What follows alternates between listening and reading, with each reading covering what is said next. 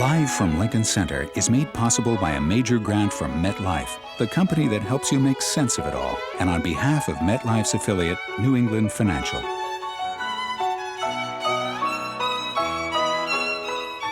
This program is also made possible by grants from the Robert Wood Johnson Jr. Charitable Trust, Thomas H. Lee and Ann Tenenbaum, the Irene Diamond Fund, the Lou Esther T. Mertz Charitable Trust, the Fan Fox and Leslie R. Samuels Foundation, and the National Endowment for the Arts.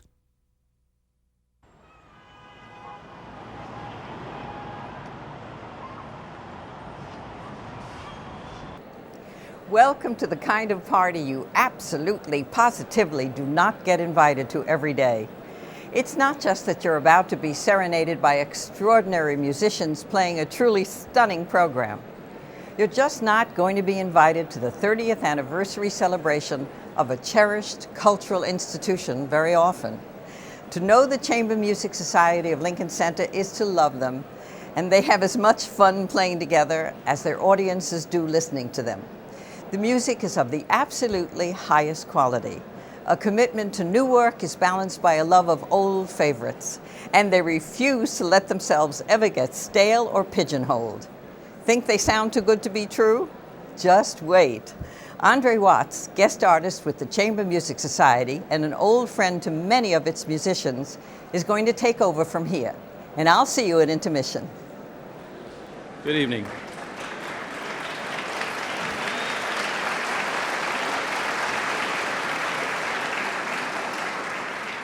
Good evening, and thank you for joining this musical celebration of the Chamber Music Society's 30th anniversary. If this is your first encounter with chamber music, congratulations, you're about to get a crash course in the literature. If, on the other hand, you're a regular, congratulations to you too. You're in for a very special and unusual treat. You're going to be taken on a chronological journey through this rich and varied chamber music repertoire. To tell you a little more about that, I'd like to introduce to you a good friend of mine who is not only an artist member of the Chamber Music Society, but also serves as its artistic director, David Schifrin.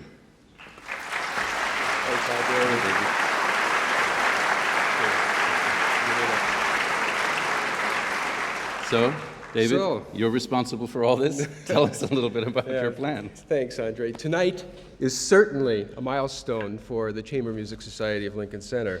To celebrate 30 years of chamber music, 30 years of great repertoire, we've chosen some of the highlights of chamber music spanning 3 centuries of repertoire. We'll hear composers, a dozen composers, and to make it even more illuminating, we'll hear the music in the order in which it was composed. It's only a small sampling of the rich and varied repertoire that Andre was talking about, but it will show why we have such a loyal audience and why we have so many wonderful musicians as artist members. Yes, and why people like me are so anxious to be invited as guests. I'm so glad you're here tonight, Andre. You have been an inspiration since the earliest years of the Chamber Music Society. No, you're very kind. Now that I got that free compliment out of you, thank you. That'll be all. Enjoy. We'll get the program underway.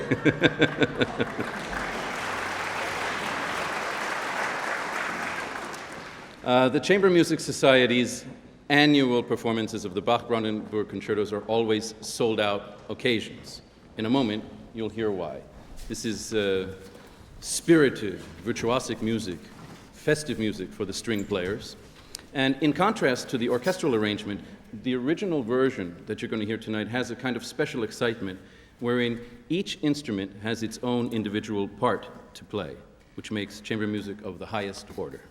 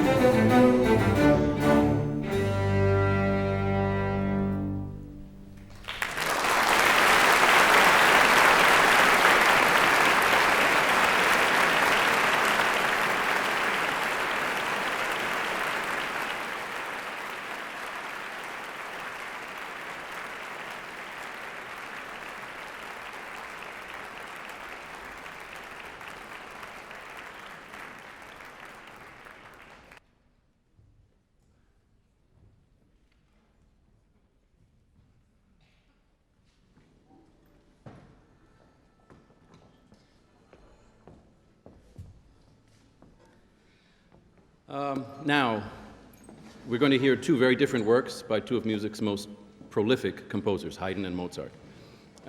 Haydn's actually the first composer we have who wrote in just about every musical form that we know.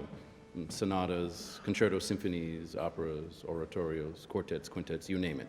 The piano trio that you're going to hear shows a very special aspect of his genius, this ability to write serious, innovative music and at the same time incorporate the kind of folk music that makes you sort of want to dance in the aisles. The Mozart Grand Partita, a really magical piece, is an enormous contrast. This piece was played at Mozart's own wedding.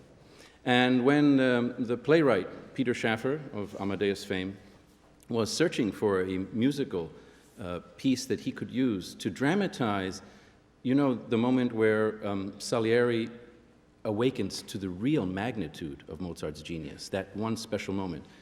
This is the Mozart fragment that he used. It's heartbreaking music, beautiful melodic lines shifting from one wind instrument to another, intense romanticism in classical form.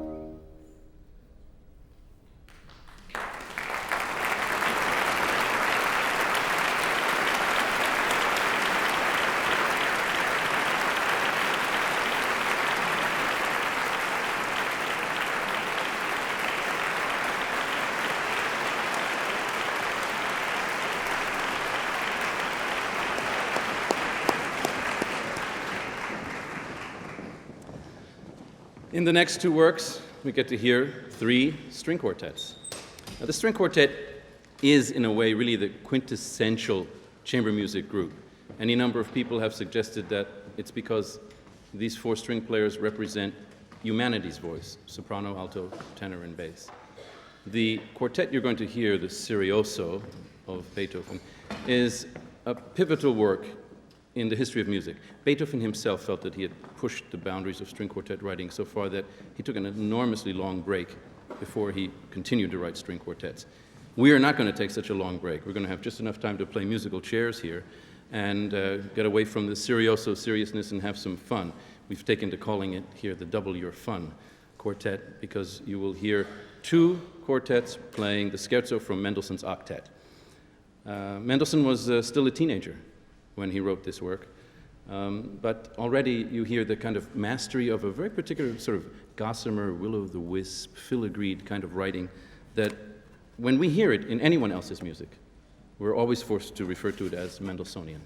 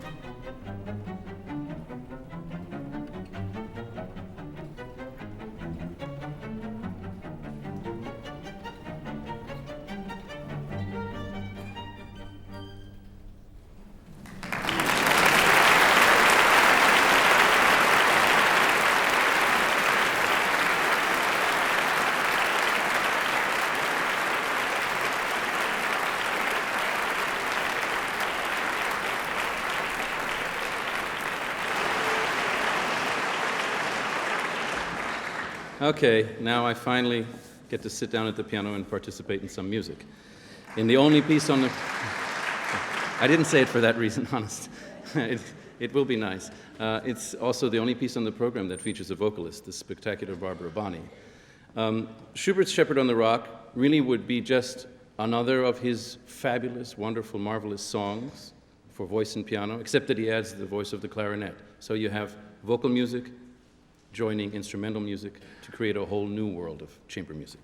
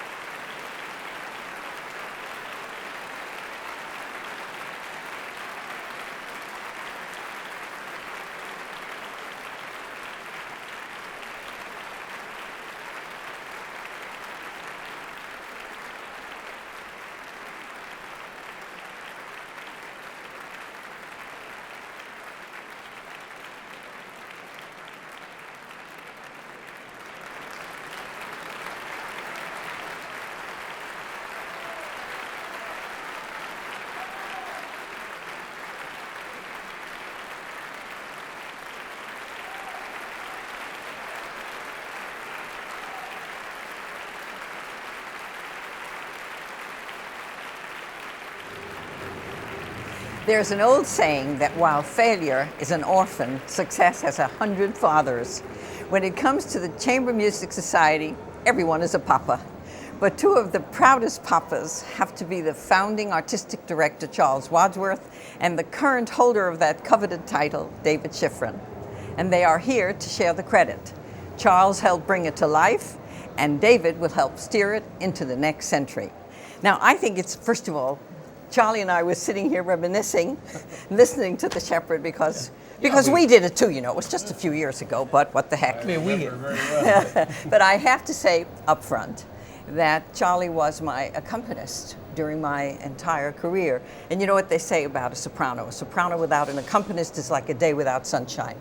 So Thank you. You're very welcome. And you know, I was the girl singer with the band here. I don't know. I was the first one. I got it a little by demand because Charlie was my accompanist, and I threatened to make his life miserable on the road if I didn't get to do all these concerts. So She could have done that. Yes, Yeah. yes, I certainly could have. While you're catching your breath, and that was really a stunning performance. We were having a great time back here. I would like to ask you, Charlie, how did all this happen? Well, how did we get to this All point? right. Well, first of all, it is great to be together back here where we've been so many times over the years. 33 years ago, William Schumann, the great composer and president at the time of Lincoln Center, decided that chamber music should have a place of importance at Lincoln Center, just as the New York City Opera, the Metropolitan Opera, and ballet, etc. So he asked me, thank goodness, to give him my ideas. My idea was to go around the world, collect the finest virtuosos that I could find all over the place, and put them together in a resident group. Then bring in great soloists such as yourself, such as Andre Watts played with us, Rudolf Serkin, Fischer Dieskau, you name them. Piatigorsky. Piatigorsky. I carried his damn You carried instrument. his cello. And it was an extraordinary experience, and we had at our disposal extraordinary repertoire. So that's the way it got started 30 years ago, and thank God you were with us during that time. 10 times, from 69 to 79, we were out there on the stage together. You counted. Yep, And I this didn't afternoon. think you cared. No, I can't. Charlie, what was your dream? I mean, has the Chamber Music Society reached the point that you thought it would reach at this point? It's gone even further, I think, than I did. I never for a moment was pessimistic. I've always been optimistic about everything. For the first thing, we have the greatest bulk of music with the most enormous variety of any area of music. And I had been doing this thing in Spoleto, Italy with the Giancarlo Bonatti's festival, combining instruments with voice, brass, strings, clarinets, the whole business. We had a wealth of repertoire that had never been heard in the city. So my dream was to present to the New York audience, and now to the rest of the country, music they had never heard before, never had a chance to hear before. That was my dream. I had no idea. We did 14 concerts in 1969. We were doing 90 when I left in 89. How many are you doing now? Oh, well, between Alice Tully Hall and concerts on tour, I think there are a couple of hundred events a year, and at least 100 formal concerts, about 40 in Alice Tully Hall alone. David, this year. what's your dream now for the society? Where do you want to take it? Well, the model is so wonderful and so secure. I think where we can take it in the next century is to continue the great tradition of the Chamber Music Society, keep playing the great repertoire and expand that repertoire, commission new works, discover new works. Maybe in an attic somewhere in Prague is another work of Dvorak that we've never heard. You never know what's in the future. There is, as Charles said, there's so much great music. I felt like a kid in a candy store when I got this job. So many chances to find things and play concerts. And I remember that Charlie used to stand on the stage, talk to the audience, you know, break down barriers. Sometimes people are a little intimidated by the words chamber music. And now I notice tonight Andre is doing the same thing. I think it's a stunning idea.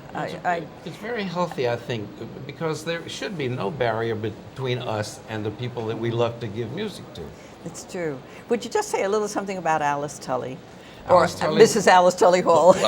Well, when Bill Schumann had the dream that we would have a constituent for chamber music, he also approached the great, distinguished, wonderful woman, Alice Tully, a great philanthropist, She loved music, chamber music, voice. She knew everything about opera and everything else. Great food, wine, and she gave the money to build the glorious hall that you folks out there in television land have been hearing. You ought to come here and be inside the joint. It's really an extraordinary place. It is, and of course it's known for having this extraordinary sound. I used to love to sing here. And you know, I come in here, there's a smile on my face. I mean, I just am ecstatic. Yeah. I have great, warm, fabulous memories. And you know, when I think 30 years, I remember, Charlie, when we first started to do this, that I can't believe that this is the 30th year. But I thank you for joining me. I congratulate you both on the 30. You certainly look younger than 30, but I congratulate you both on the 30th anniversary. Thanks. Wish you many, many more. And thanks for everything you did for us here at the Chamber Music Society. And speaking of commissions, which I'm going to do right now, if the words starving and artist often go together, as you can see in my case, they never did. Tell me what's wrong with this line written by a composer we all know well. Quote, "Rest assured that you are dealing with a true artist who likes to be well paid for his work," unquote. The brilliant man who got it right was Beethoven, who apparently didn't hold with the starving artist notion. Good for him. This is not meant to shock you, but many other true artists, some of them featured on tonight's program, would agree with Beethoven. In fact, they face this scandalous issue every time they write music. Do they do it for love or money, or for love and money? Oscar Wilde used to say that when bankers get together, they talk about art. When artists get together, they talk about money. A great composer will write symphonies, operas, chamber music, basically everything. But nobody writes chamber music because it's a living. Nobody writes chamber music because that's where they want to make the big bucks. I'm a composer, and I write a lot, and I get paid. And it's a tough way to make a living being a composer. In the Renaissance, it was pretty well understood that composers had patrons. Either you worked for the church or you worked for a wealthy aristocrat. Well, Herr Mozart, a good effort. Oh, well, decidedly that. An excellent effort. So, then you liked it, And You even really though liked you it. could have your own taste, Of course I it had did. better be the same as the taste of your patrons, otherwise you weren't going to get anything. Your work is ingenious. It's quality work. And there are simply too many notes. That's all. Just cut a few and it'll be perfect. Legend has it that Mozart was the first composer to really be a freelance composer.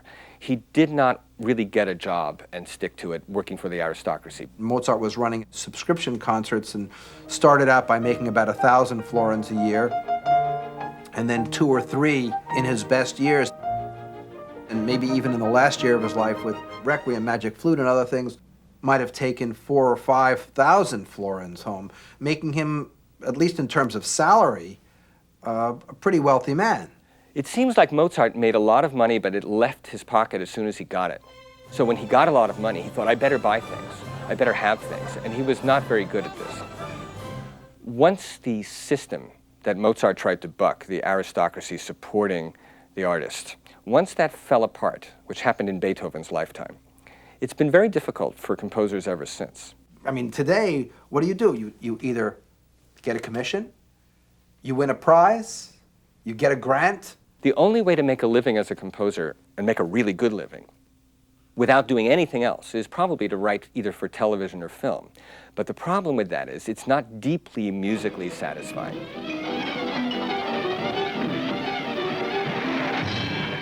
Mrs. Stravinsky once said, in a way intended to insult film composers, by the way, that the only purpose of film music is to feed the composer. I can think of worse purposes, you know, without any problem. Hey, Eddie, I think we're being tailed. Yeah, we better give him the slip. It's fun, it's exciting, and you work with interesting people, and the product is usually very exciting. There is not all that much music called uncommercial. If all you have to be is unpaid, then there are more geniuses running around than we know about.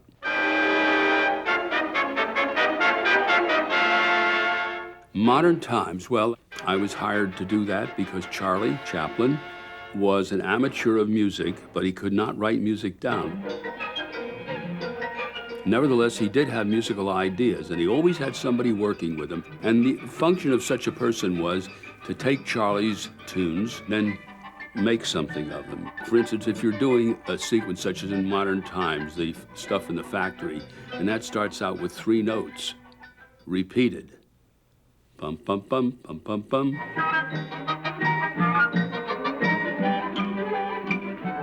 How do you get 8 minutes out of that? What you do is you compose.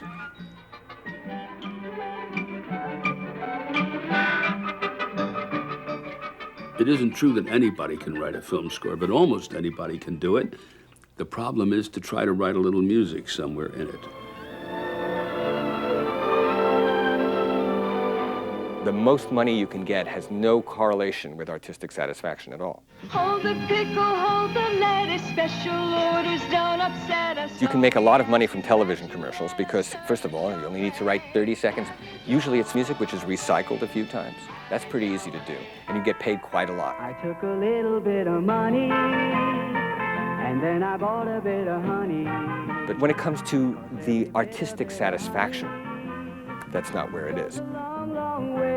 I would say that the relationship between money and composing is completely inverse to its artistic worth. Wouldn't you like to be a pepper too?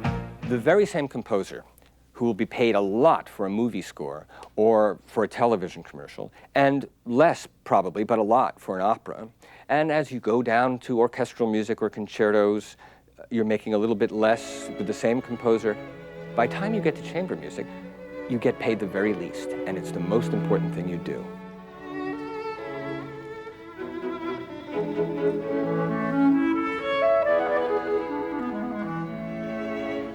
Almost all of the great composers always worked for money. But actually, the money is an excuse.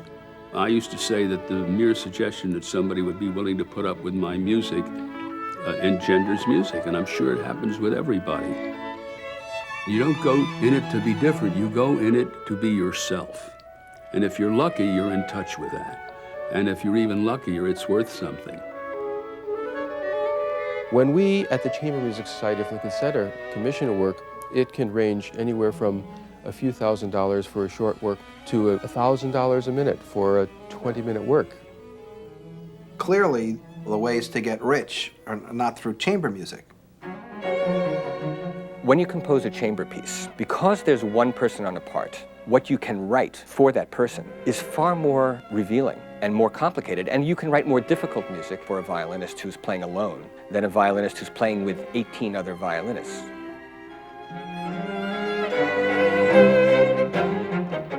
Another great motivator for a composer to write a chamber work is a higher assurance of an excellent performance.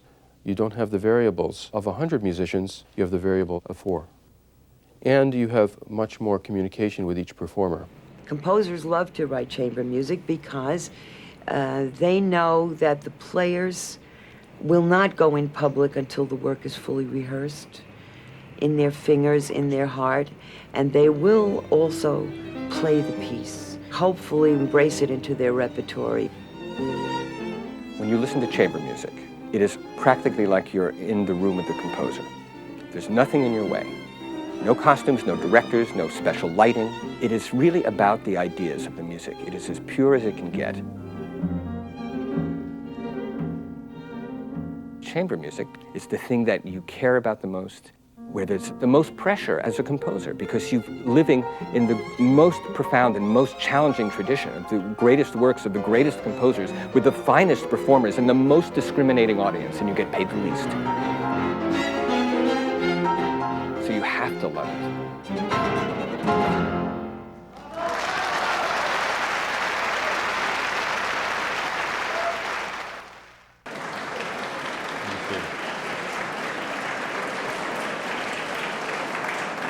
Thank you, thank you. Now, we have a lot of music, so I'm going to start while some of you get your seats. You know, it is easy to think of chamber music as scaled down music, fewer players, much more intimate settings than opera or symphonies. Actually, well, Brahms shows us that chamber music can be passionate and aggressive and massive. The final movement of his G minor piano quartet is as passionate and gigantic and has the same large ideas and intensity as any of his symphonies.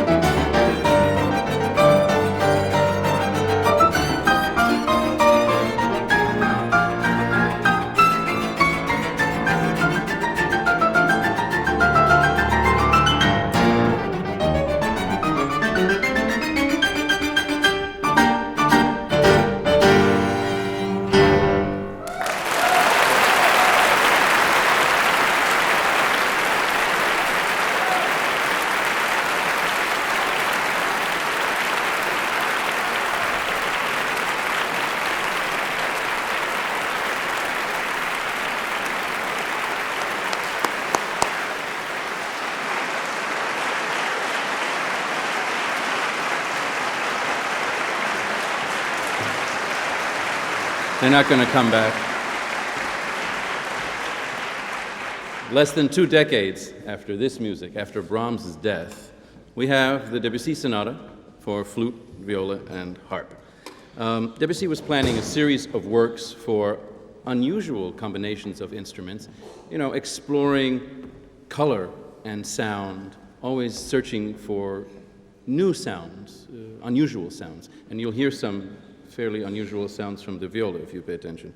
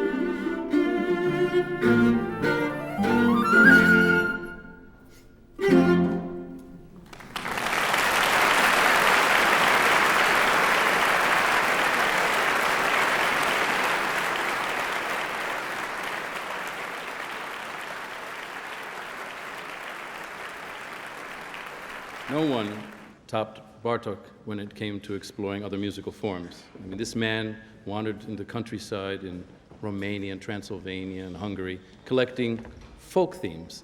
And then with these as inspiration, he basically redefined the string quartet, much as Beethoven had done a century earlier.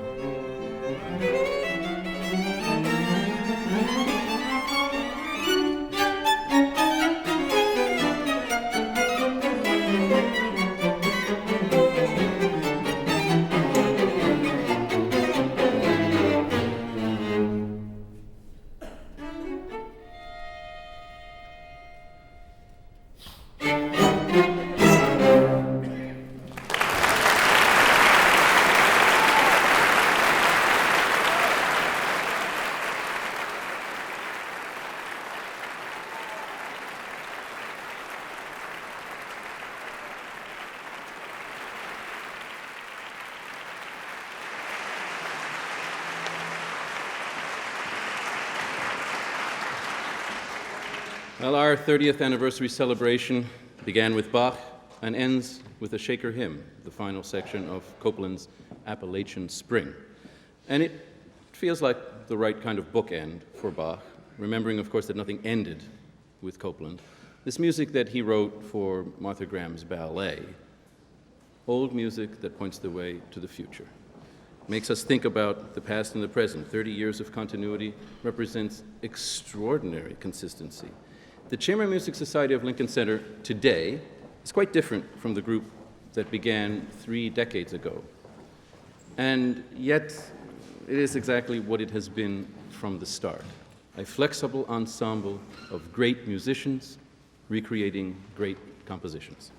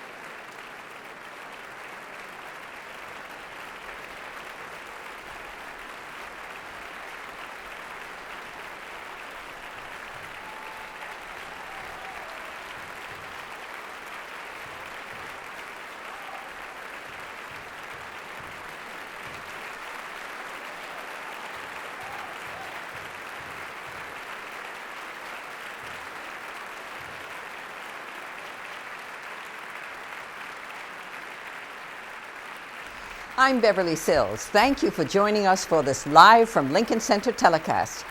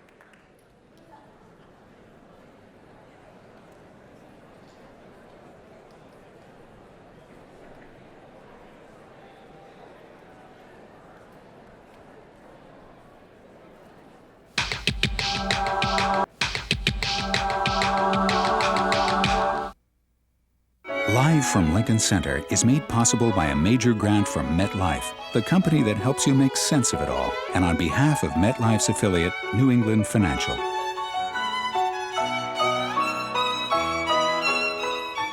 This program was also made possible by grants from the Robert Wood Johnson Jr. Charitable Trust, Thomas H. Lee and Ann Tenenbaum, the Irene Diamond Fund, the Lou Esther T. Mertz Charitable Trust, the Fan Fox and Leslie R. Samuels Foundation, and the National Endowment for the Arts.